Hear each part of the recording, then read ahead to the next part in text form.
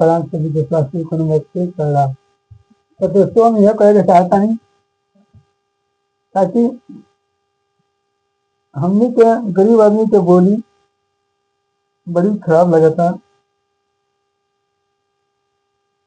खराब ऐसा बा कि जौन है हम ये कागज बा जनता दरबार से लेकर जाए। अगर ये कागज हमने के सुनवाई नहीं हुई कहीं तो हमने के मन में का उद्दी का कर जाए। 5 तारीख गोरखपुर जनता दरबार में गल जाए और यह से लिख पढ़ के उधर अधिकारी चले बोलो कि ले जा अपना जिला अधिकारी के दे दिया। हम जिला अधिकारी के 7 दिन के दिल बने 5 दिन के गोली तो सुनते रहे 6 दिन के कार भेज बस 6 दिन जो भरे में चले बने 7 दिन के जाके जिला अधिकारी के दिले बने। तो जिला अधिकारी के दिले बनी हम आज तक ये कागज के कोनो उत्तर ना मिले और कागज में लेकर बैठे मैंने। तो दोस्तों डीएम साहब कहले कि हम एसडीएम साहब से कंपनी दर्ज करवा देते हैं। आज तक जो जांच होता है आज तक ये कागज हमको मिला कोनो खबर ना मिले आज तक। तो दोस्तों हम यह कहे कि गरीब का कागज कहे के लिया था नहीं करे के नहीं करे के तो झूठ मूठ में क्या पता होगा और कागज दे देती भाई परेशान हमारी हमें तो ना हो तो आदमी विश्वास करके चलिए भरे और जौन है विश्वास होने पर विश्वास करके ना हो तो आश्रा तीसरा दिन होगा कहीं छूट दी। तो दोस्तों ये कागज है जब सरिया मौजा में पट्टा मिले बा 267 नंबर घटा संख्या है।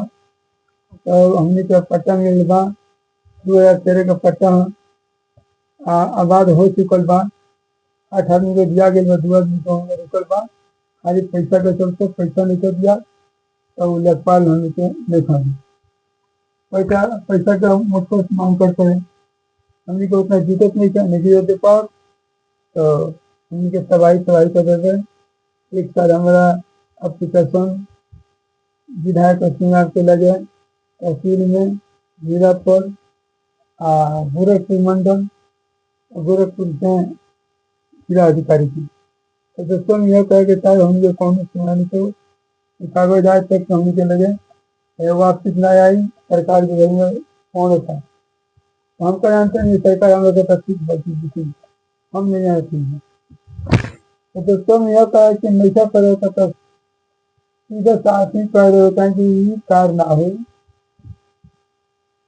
और बोले तो जाके ले लिया पैसा से और ना ही तो मत में हमारे लगे मत में हम कौन अधिकारी को लेना पैसे से ना कह देते हैं और खेत बचाई तो हो ही ये खेत सब बदिए मकान खरीदने लगा सरकार बहुत भटिया काम कर रहे हैं गरीब से तो पट्टा सरकार पट्टा सरकार नहीं करी दे के ले लगे तो वजह का 8 आदमी को बता दे बाद 2 आदमी ने बताया। तो दोस्तों यह कह देता है कि हमारे जरिए तो नहीं सरकार तक पहुँच जाएगी तक यानी मोदी तक हमने तो बात की सुनवाई होगा।